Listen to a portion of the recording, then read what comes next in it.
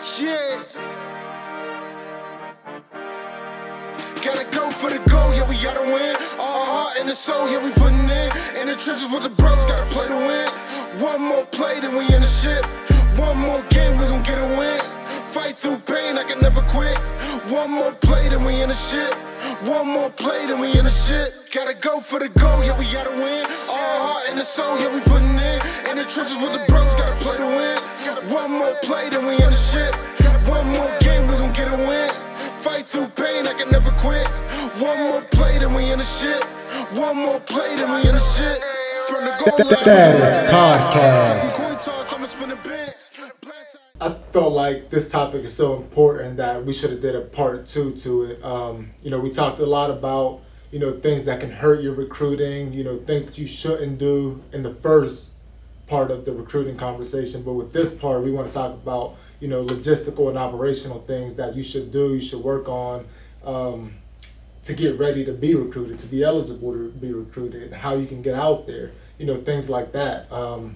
There's a ton of different ways to go about being recruited, but you have to make sure that you're eligible to be recruited.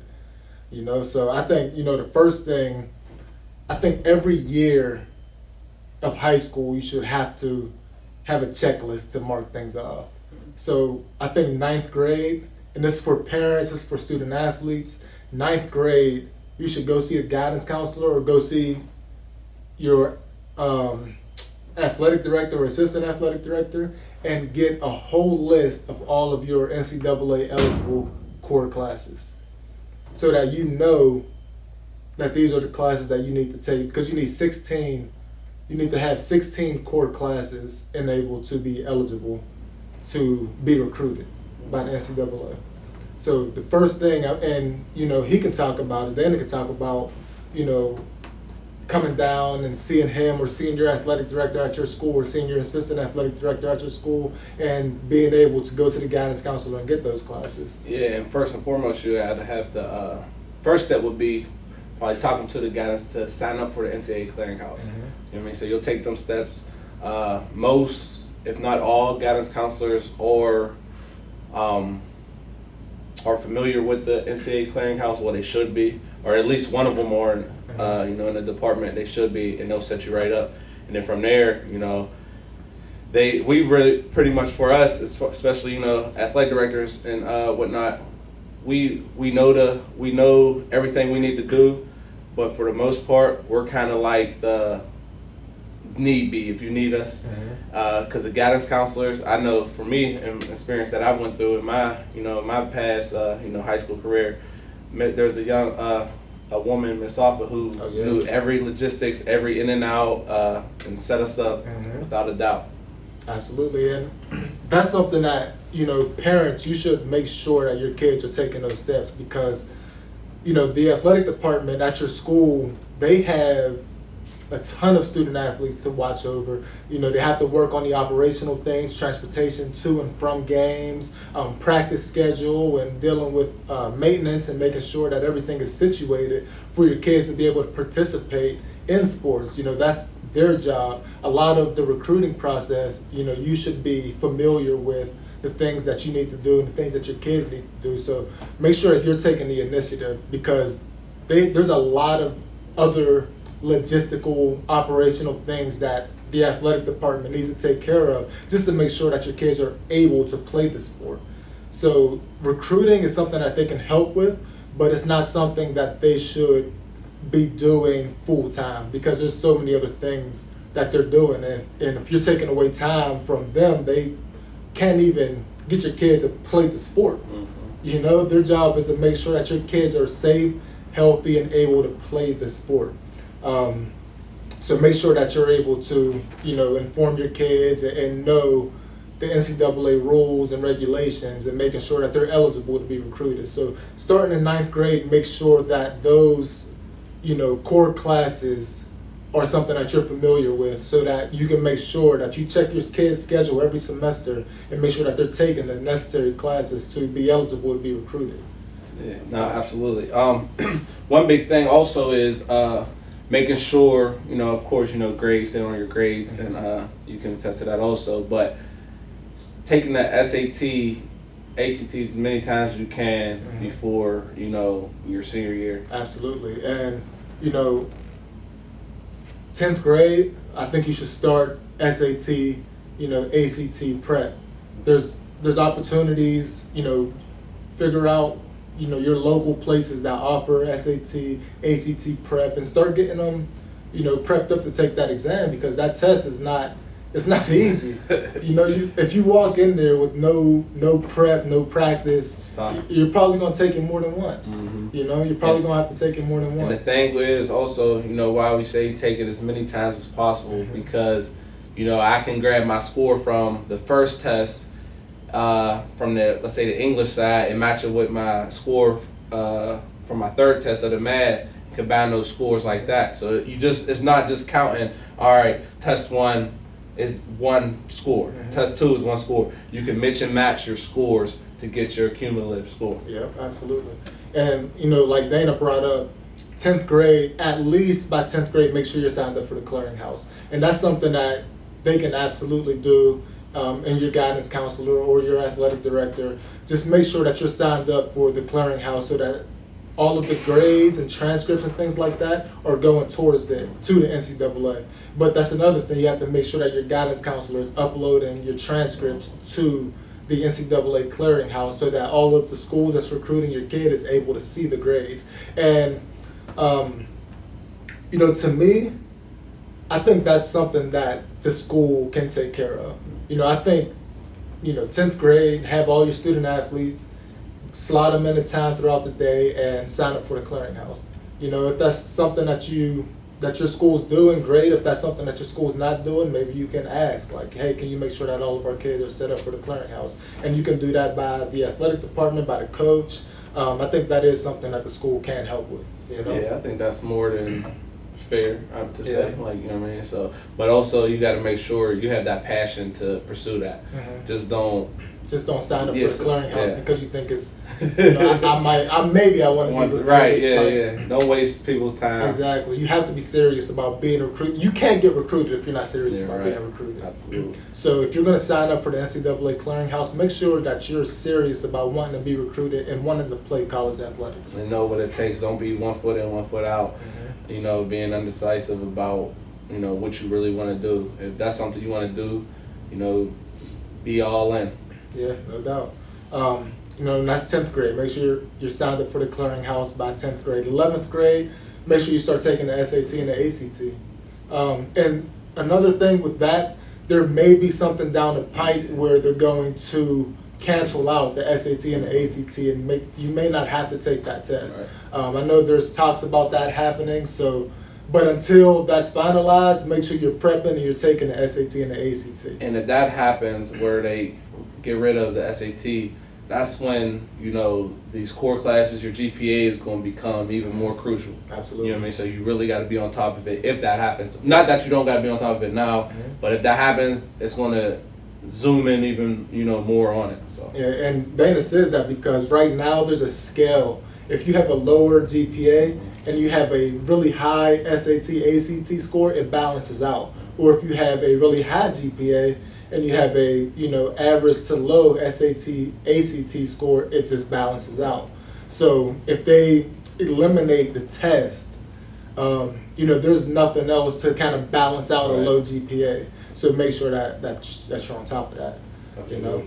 And I think by the end of the 11th grade year, make sure that your transcripts are being uploaded to the NCAA clearinghouse. Make sure the guidance counselor is, you know, taking those steps to upload those grades so that schools are able to see them now. And one thing, you know, you talk about the transcripts, double check with your guidance counselors, because there's a lot of times where, you know, transcripts get messed up or whatever the case may be, and now you're sending out a wrong transcript, and now that coach got that transcript, that's what he see, when reality is, in some cases, that can be totally wrong. That, you know what I mean? So there's some cases where in this transcript it has a 2.3. In reality, you might have a 2.7.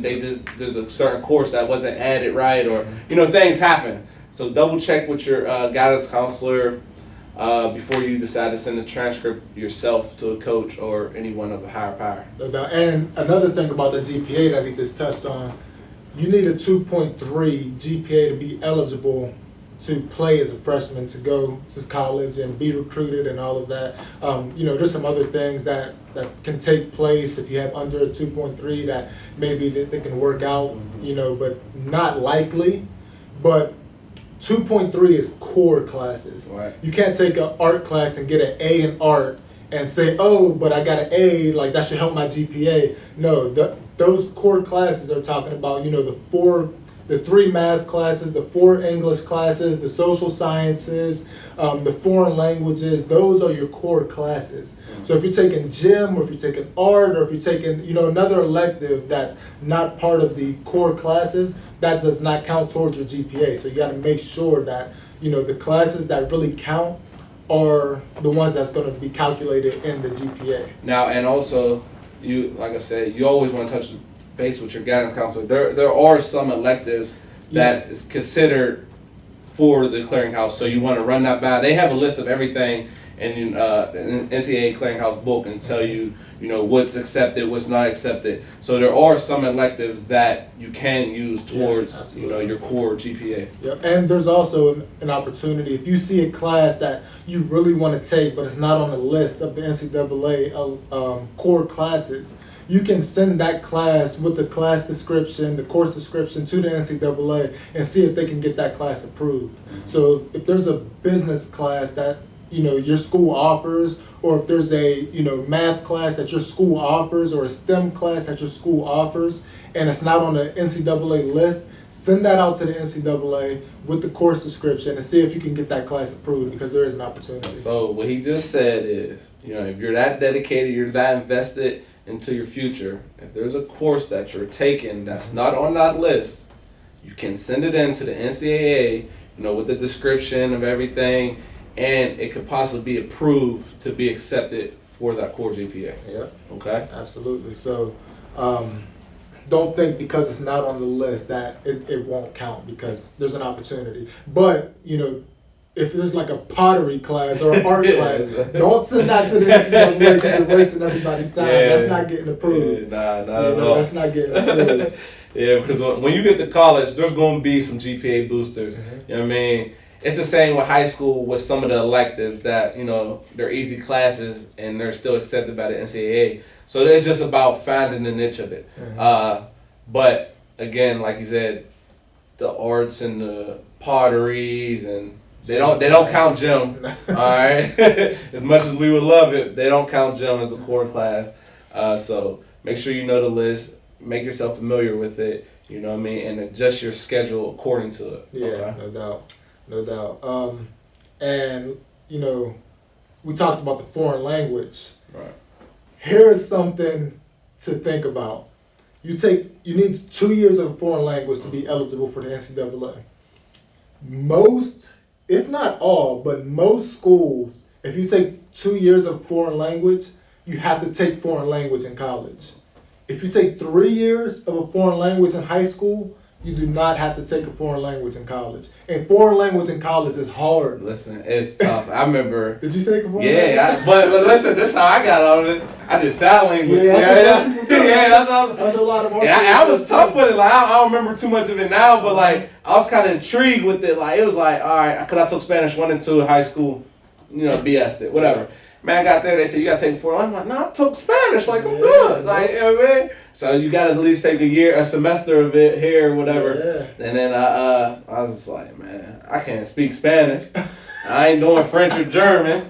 I said, I'm good with my gestures. Sign language. That means I did sign language, Yeah. and it was cool though. Like I still know the alphabet. That's about it. But other than like having a conversation, Do the alphabet.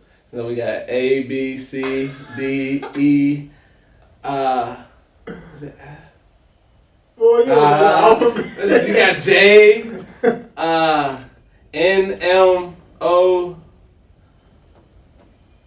Put that boy on the spot. Yeah, it's the life. I get a little shy. But if whenever you're taking your foreign languages, take 3 years of it, man, because foreign language in college is hard. No. And doing that, playing a sport, is already tough. So make sure, take 3 years of foreign language in high school, please. It's gonna save you a lot of headache in college. And if you avoided your 9th grade year because you feel that you're too immature to really focus, because the foreign language, you've really got to focus, because it's like you're learning something brand new that you have no idea. So if you're too immature to really handle it as a freshman, you know, you have to come to talk with Jesus saying, all right, I am too immature for it. Start your sophomore year. Yeah, and then just finish it out, you know. 12th grade year, just make sure that, you know, your SAT, your ACT scores are make you eligible for the NCAA. If not, make sure you're taking them again as a senior. And make sure that you're finishing up on your core classes. Go to the guidance counselor at the beginning of your senior year. Say, listen, what are the core classes that I need to take that's going to be NCAA eligible, and make sure I get signed up for those classes. Yeah, especially like there's a lot of, you know, high school seniors that be so quick to and ready to leave school early just because they only got to take one class or whatever the case may be. Don't shy away from, you know, looking into taking courses for your for college, your freshman courses for college. But if there's some way somehow that you could talk to your guidance counselor also about that. So don't just be like, oh, I just gotta take English 12 and I'm done. That's all I need. I'm leaving at 10 o'clock. Yeah. You know what I mean? We all been there before. No doubt. All want to hurry up and get out of school, but set yourself up. Yeah, there's an opportunity. You know, if it's at your local community college, or if there's you know, classes at your high school that can count towards college credits, you know, look into that. Look into that. You can walk into school and with some college credits. Right. And if you're one of those guys or girls who, because now, you know, WNBA is able to take kids early out of college. You know, you don't have to do all 4 years in WNBA to go to the league. Right. But if you're one of those kids who feel like you have the talent to be 3 and out, or if you're a basketball guy, you know, 1 and done, you know, take those classes, because you can walk out of that school with a degree in 3 years. Right. You know, especially if you're a football guy and, you know, you want to go to the league after 3 years, you could have a degree and go to the league. Now, what about touch base on, you know, we see kids who, you know, high school seniors participate in spring ball. You talking about the kids that leave school So early? they leave school early, so they leave school in December. Like, how do kids work up towards that? So there's an opportunity, what Dan is alluding to, there's an opportunity for you to go to college a semester early. So you can go to college really as a high school kid. Mm-hmm. So in December or January of your senior year of high school, you can actually enroll into a college. As long as your 16 core classes are done, as long as those credits are done and you have enough credits to graduate high school, then you can enroll early at an institution and start spring ball, or even you can enroll in the middle of the season of basketball season, Right. which is crazy. You won't be eligible to play that year, but you can still enroll early into a school. So by the middle of your senior year, if you plan on enrolling early, make sure your 16 core classes are done, and make sure your SAT, ACT scores have you eligible to go to college, and you can go early. And there's one thing that I've noticed, like a few stories, you know, kids doing that, whatnot. They're active in the summer in school. You know, they take summer courses. You know what I mean? And that's not saying everyone has to do that, whatever, but they have a plan so that, you know, their junior year or their sophomore, junior year, all right, I'm going to take these 2 classes during the summer school. Yeah. Not that I, like, need it because of grade. I wanted so I can advance, you know, ahead, and my goal is to enroll early. It's crazy because, like, if you think about that, if you enroll early to school, if you're a football guy, by the time of your first season, you're already a sophomore. Yeah, you're a vet. Like, you've been there 2 semesters. You've been there for the spring ball. You go through spring ball. You learn the playbook. You go through the summer. You learn the playbook even more. And you're taking classes each semester. So by the time that you reach your first season of college football or your college sport, you're already a sophomore. Yeah, you're ahead. You're already a sophomore academically. So, and then you still got your 5 years. Yeah, you still got your 5 years. Yeah. So you walk away, if you really get busy with it, you walk away with a master's You can work on towards that thing on doctor. Yeah, I mean, you could walk away if you play as a freshman. You could walk away with a master's degree in 4 years if you enroll early. Absolutely. Absolutely so. So think about that. You know, that's a good point. You think about enrolling early to a school. Make sure you're doing what you need to do as a freshman in high school, because that's where most people mess up. Make sure that you're handling business as a freshman and have a plan. You know, most great players have a plan. Absolutely. I had a kid at the University of Michigan. He walked in as a freshman and he said, listen, I want to be here for 3 years and I want to go pro. And he literally developed a plan. He said, I'm going to be a 3.0 student. I'm going to take these classes as freshman, these classes this summer, these classes in the fall, these classes in the spring. He had it mapped out. And he was a 3.0 student. He was a first-round draft pick, and he has a degree in 3 years. 3 years. That's tough. That's tough, That's man. tough. You know? That's tough. That's like no play. Like you getting busy. Yeah, you walk in with a plan, you get it done, you get out of there. Yeah. You know, you go play professional ball, which is dope. Yeah, nah, that's the and you got a degree. Yeah. You ain't got to be one of them players. Nothing that's against it, but that I come back 5-10 years later to have Jerome to Bettis. have to finish up a year or so. You got it. You got it. It's like Jerome Bettis right now. Shout out to the bus because we Pittsburgh people. He like the Dolphins, but I'm a Pittsburgh fan. But Jerome Bettis is a Hall of Fame football player. He's in the NFL Hall of Fame. And he's a college student right now because he didn't finish at Notre Dame. He left early to go pro, which was a good decision. Yeah, had a great he had a great career, but right now he's a student at Notre Dame finishing up his degree. And shout out to him. Shout out to him for going back to finish that degree. But you don't have to do that. You can walk in with a plan, get your degree, and leave early, you know, and never have to go back for that. So, Right. which is dope. So walk in with a plan, man. Yeah, So, absolutely. talking about getting exposure to be recruited. We talked to Lamont Wade in our first episode.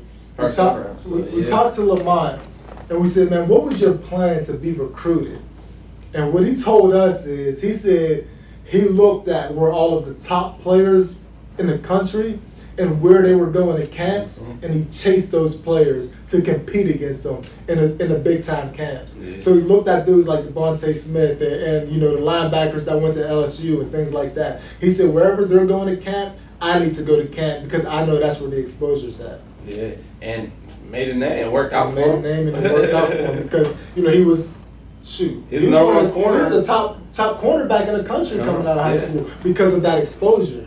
Because of that exposure. So make sure parents, student athletes, that your kids are attending these camps because kids are literally being recruited out of camps now. And this isn't nothing against 7-on-7s where that's great, keep kids active, whatever. But don't pass up going to like a college camp, for a 7-on-7 or whatnot. Yeah. We talked about Coach Prime. He posted, I forget when he did, but he's saying something about, athletes. I haven't watched one 7-on-7 film to recruit you, whatever. I want to, you know what I mean? Basically, like being dismissive of it. But keep that in mind. Like, all right, you got the Penn State camp this weekend. Oh, but we got a 7-on-7 tournament in Michigan. Don't pass up that camp to go there. Like, you know what I mean? Like, because let's be real. There's not really going to be no college scouts there, all right? The scouts are going to be at the Penn State camp, wherever camp it is, and that's who you want to be competing in front of. You know what I mean? And to break down what happens at a camp, you walk into the camp, they're going to take your height and weight, they're going to take your measurements and things like that. You're going to run a 40-yard dash, you're going to do the broad jump and vertical jump, and you're going to do positional drills, and you're going to do one-on-ones. Those are the things that's going to happen at camps. And, sometimes at the camp they'll play 7-on-7. You're right. Sometimes they'll play 7-on-7 at the camps. So if you're going to the Penn State camp, for example, Penn State's going to be there. There's probably going to be Michigan's going to be there. There's probably going to be 3 or 4 Division I schools other than Penn State at that camp evaluating talent. And then you're going to probably get some D1 AA schools that's going to be there, and you'll get some D2 schools that's going to be there. Yeah, and that's being generous. It'll probably be way more than that, really, because I know, I keep up with Kent. They got a camp coming up in June, and they got, Kansas going to be there, Michigan going to be there. couple other max schools. Like, so it's gonna be like 7 D1, Yeah. 8 D1 AA. Like, it's something crazy. So like missing out on that is just not smart. And they're literally there to evaluate talent, to give scholarships. Absolutely. That, like, they're not going to these camps because they're being paid to be there. Like, coaches, they get paid a lot of money throughout the year to coach football. They probably get paid a stipend to go to the Right. camps Right. to evaluate talent. So they're not there for a paycheck. Right. They're there to evaluate kids and give out scholarships. Mhm. So whenever you go to a camp, make sure you're loud, you're obnoxious, you're being noticed, and you're showing off. Showing off. You have to, because Backing it up. if you're somebody that's just sitting there, you know, you're always in the back, you don't want to go, you don't want to take reps, you're not going to get noticed. At all. You know, but also don't be a loud, obnoxious person that's getting beat every Yeah. drill, every Having an rep, excuse. and having an excuse. Listen, if you go to a camp, do not give one excuse. Out. Do not give any excuse. You know, if your hamstrings hurt and you don't want to run a 40-yard dash, that's one thing. Right. But if you get beat in a drill, do not give an excuse, please, because that's gonna lead to you not being recruited. Right. Yeah. And one thing about, you know, you talk about getting beat. You know, you're competing. You know what I mean? You might not win every competition. No, you won't. You know what I mean? But if you giving everything you got, every rep, you know what I mean, every set, whatever, they're going to notice that. Oh yeah. And then they, all right, Tymer's up. All right, then you're up with them. All right, boom. Tymer's up again. I want this one. Yeah, yeah. Get up there, be seen, don't be scared. Don't, man, I won last time. Nah, enough is not enough. As many reps as you can take out of camp, take every single rep. Jump in front of people. Yeah. You know, oh, we need somebody up. Right there. Here I come. I don't care if I just went the last rep. Yeah. I'll go again. Yeah. I mean, be seen. Yep, you have to be seen, you have to be noticed at these camps because there's probably going to be 300 kids there. How do you make yourself stand out? Mm-hmm. You know, and another thing, these camps do cost money. Absolutely. The camps do cost money, and some of them can be pretty expensive. Mm-hmm. So parents, make sure if you feel like your kid, you know, has an opportunity to be recruited, even if you have to put a couple dollars from every paycheck away, you know, as a 9th grader or as an 8th grader, put some money away that you can save up, and you can go on to different camps. Mhm. You know, because they're not free. Camps are not free. So if you're able to, you know, save your money throughout, you know, the years, so that by the time he's a sophomore, junior, and he can start going to these camps, you have the money to be able to go. So I don't So want roughly, like, just so they have an idea, Mhm. like, you know, price range. price range. So there's different opportunities of camps. You can go to a 1-day camp, which are good to go to. Those are probably, I would say, between $100 and $200 for a 1-day camp, or you can go to an overnight camp where you're there for, you know, 4 days.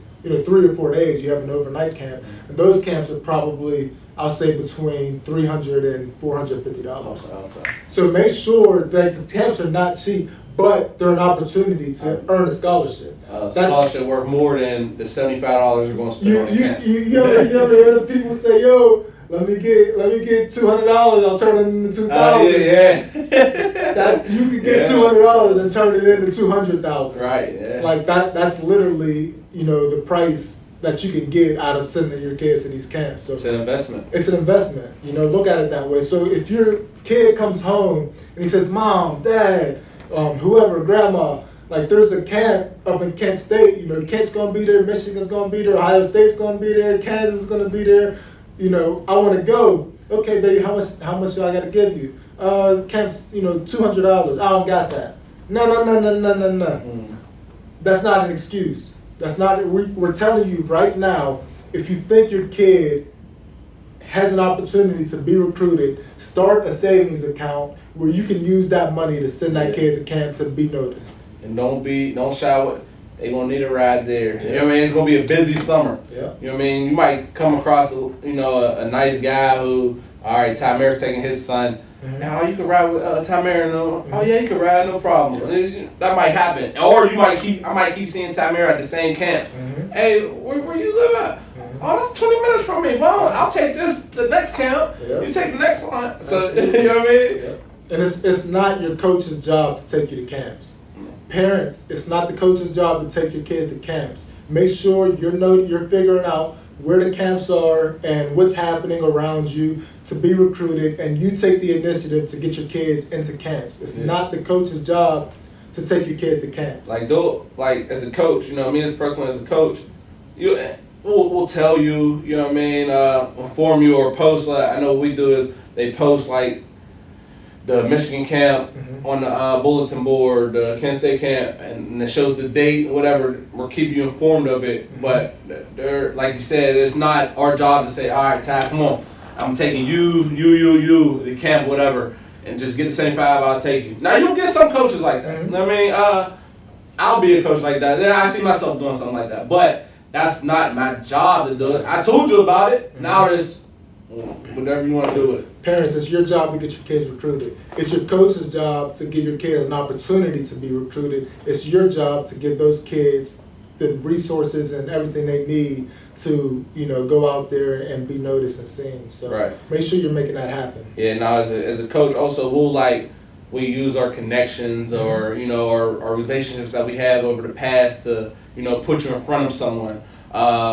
You know what I mean? You'll shake hands with someone, but it's not up to us if that someone's gonna offer you or not. Yeah, like there's times where I think I talked about it before where I had someone I know they offer someone and then they pulled the scholarship back. You know what I mean? I can't do nothing about it. Yeah. Once I make that initial, this is Tamir, he plays safety for me, he's this and that, you know, great kid, you know, then they're gonna make the decision after that. Yeah. They're gonna see the film, they're gonna do this. Only thing I can do is make the introduction.